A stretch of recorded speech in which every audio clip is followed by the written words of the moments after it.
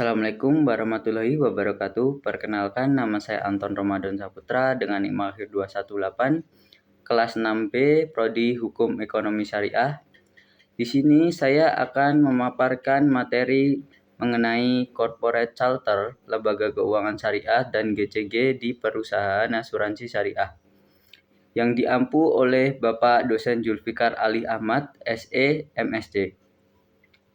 Langsung saja kita ke materi yang pertama. Baik, untuk materi yang pertama ada corporate charter, atau diartikan adalah budaya organisasi. Ini adalah pola asumsi dasar yang diciptakan, ditemukan, atau dikembangkan oleh kelompok tertentu saat mereka menyesuaikan diri dengan masalah eksternal dan integrasi internal yang telah bekerja cukup baik serta dianggap berharga, dan karena itu diajarkan pada anggota baru sebagai cara yang benar untuk menyadari, berpikir, dan merasakan hubungan antara masalah tersebut. Nah, budaya organisasi ini sering terjadi di dalam suatu perusahaan maupun lembaga. Sebagai contohnya kita adalah seorang karyawan baru yang ingin memasuki sebuah perusahaan. Nah, kita sebagai karyawan baru ini, kita memasuki perusahaan tersebut dan perusahaan tersebut itu menerima kita. Nah, kita itu setelah kita memasuki ke dunia kerja atau dunia di dalam perusahaan, kita mesti diajarkan oleh senior atau direktur atau bos perusahaan tentang budaya di perusahaan tersebut. Seperti budaya harus bekerja dengan benar atau dengan disiplin dan tidak membuang-buang waktu istilahnya. Nah, di dalam perusahaan tersebut, kalau kita melanggar aturan atau budaya organisasi atau syarat-syarat yang ditetapkan di perusahaan tersebut mengenai peraturan, mesti kita dikenakan sanksi. Karena di dalam suatu lembaga atau budaya perusahaan, kita itu di sana itu untuk bekerja, dan budaya perusahaan itu harus kita ikutilah selagi itu baik untuk kita. Nah, budaya perusahaan ini apakah bisa diubah? Nah, ini adalah pertanyaan yang menarik karena budaya perusahaan itu di setiap lembaga maupun perusahaan, organisasi, itu tuh budayanya itu berbeda-beda, tidak sama. Di dalam suatu budaya perusahaan, kita itu tergantung di dalam perusahaan tersebut itu menerapkan budaya yang seperti apa, dan budaya tersebut itu biasanya akan diturunkan oleh karyawan baru atau karyawan yang awal bekerja di tempat tersebut. Nah, dapat disimpulkan bahwasanya budaya perusahaan ini diciptakan untuk mengatur karyawan di dalam suatu perusahaan agar bekerja dengan baik atau tidak melanggar aturan. Yang selanjutnya ada membangun corporate culture yang islami. Nah, corporate culture atau budaya organisasi yang islami dan membangunnya di dalam perusahaan itu mengacu pada nilai-nilai moral, perilaku, dan praktik perusahaan yang berdasarkan prinsip-prinsip Islam atau syariah, seperti tauhid, keimanan, amanah, kepercayaan dan tanggung jawab, adil wa insan, keadilan dan kebaikan, musyawarah, syuriah, dan istiqomah konsistensi. Nah, di dalam suatu perusahaan, agar membangun budaya organisasi yang sesuai dengan syariat Islam, itu dengan menggunakan prinsip-prinsip Islam. Contohnya di suatu lembaga asuransi syariah. Lembaga tersebut kan sudah pasti berbasis berlandaskan syariah. Udah ada nama syariahnya, mesti di dalam perusahaan tersebut budaya organisasinya memberikan sesuai dengan syariat Islam.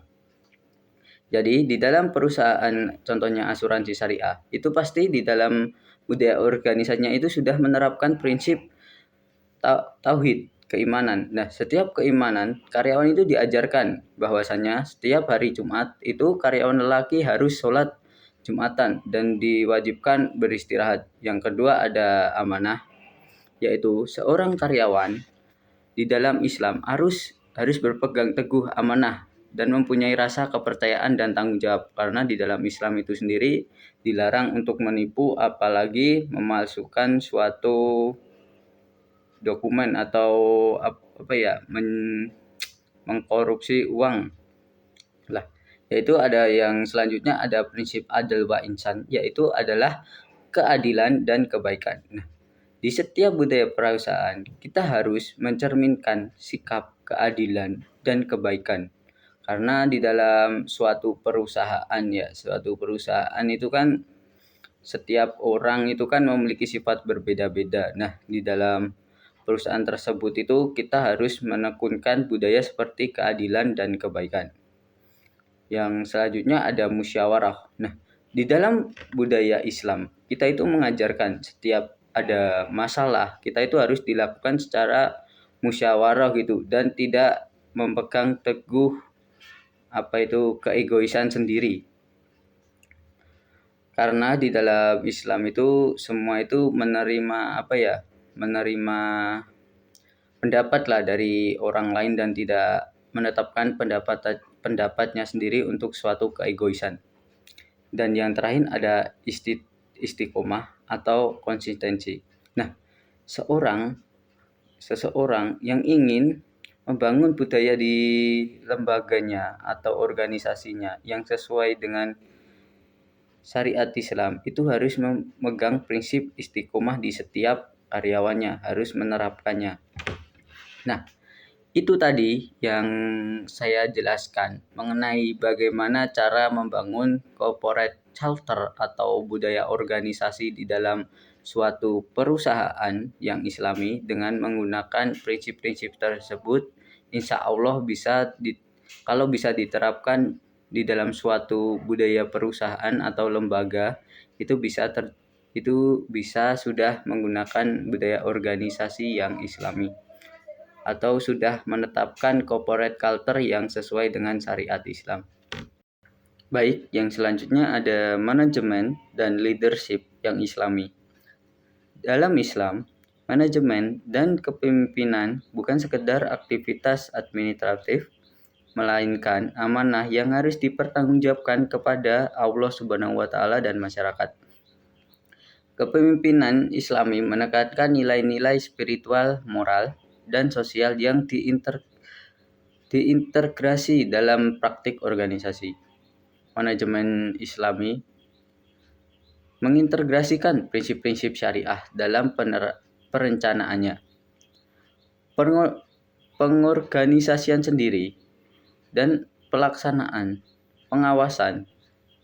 Implementasi manajemen dan kepemimpinan Islami telah terbukti meningkatkan kinerja organisasi melalui pendekatan yang beretika dan berorientasi pada nilai-nilai spiritual, penerapan nilai-nilai Islam dalam kepemimpinan seperti kejujuran, keadilan, dan musyawarah mendorong etika organisasi yang kuat.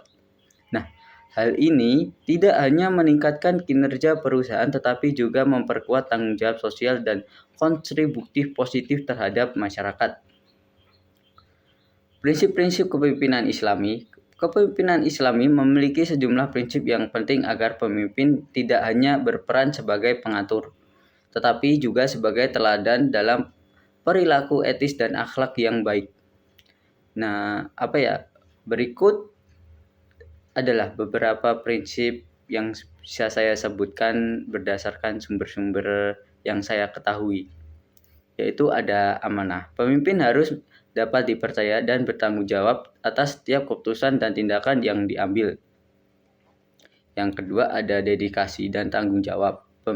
Sikap pemimpin harus menunjukkan dedikasi terhadap semua tugas yang dipercayakan kepada mereka, serta bertanggung jawab atas keberhasilan maupun kegagalan tim. Yang selanjutnya ada keadilan. Nah, keadilan ini merupakan prinsip fundamental dalam kepemimpinan yang Islami. Yang selanjutnya ada musyawarah. Prinsip musyawarah menekankan pentingnya melibatkan anggota tim dalam pengambilan keputusan di suatu lembaga atau perusahaan. Yang selanjutnya ada berpegang pada nilai-nilai syariat Islam. Pemimpin harus berpegang teguh pada nilai-nilai Islam dalam setiap keputusan yang diambilnya. Ini termasuk untuk di dalam organisasi tersebut itu menerapkan corporate culture yang islami, menggunakan prinsip islami. Yang selanjutnya ada empati dan kepedulian. Seorang pemimpin yang baik harus menunjukkan empati terhadap pegawai, memahami kebutuhan dan tantangan yang mereka hadapi, serta memberikan dukungan yang perlu untuk membantu mereka berkembang. Yang selanjutnya ada good corporate governance. Teori yang berkaitan dengan corporate governance yaitu teori keagenan dan teori pemangku kepentingan. Teori keagenan atau disebut sebagai agensi teori merupakan teori yang paling umum berkaitan dengan corporate governance, yaitu prinsipal dan agen tidak bertindak sesuai dengan kepentingan perusahaan. Ini menjelaskan prinsipal dan agen memiliki hubungan untuk memaksimalkan utilitas, tetapi agen tidak akan selalu bertindak yang terbaik untuk kepentingan prinsipal. Juga menyebutkan salah satu asumsi utama dari teori keagenan bahwa tujuan prinsipal dan tujuan agen yang berbeda dapat memunculkan konflik karena manajer suatu perusahaan cenderung untuk mengejar kepentingan pribadi. Di dalam pedoman umum good corporate governance ini adalah yang diterbitkan oleh Komite Nasional Kebijakan Governance atau bisa disingkat KNKG, disebutkan bahwa kepengurusan perseorangan terbatas di Indonesia menganut sistem 2 badan, two board system, yaitu Dewan Komisaris dan Direksi yang mempunyai wewenang dan tanggung jawab yang jelas sesuai dengan fungsi masing-masing sebagaimana yang telah diatur dalam anggaran dasar dan peraturan perundang-undangan. Pedoman Good Corporate Governance Indonesia yang diterbitkan oleh Komite Nasional Kebijakan Governance bukan merupakan peraturan perundang yang wajib ditaati, tetapi suatu ajuran sebagai landasan yang digunakan perusahaan untuk menjalankan usahanya dalam jangka panjang dengan etika bisnis yang berlaku dalam pedoman tersebut.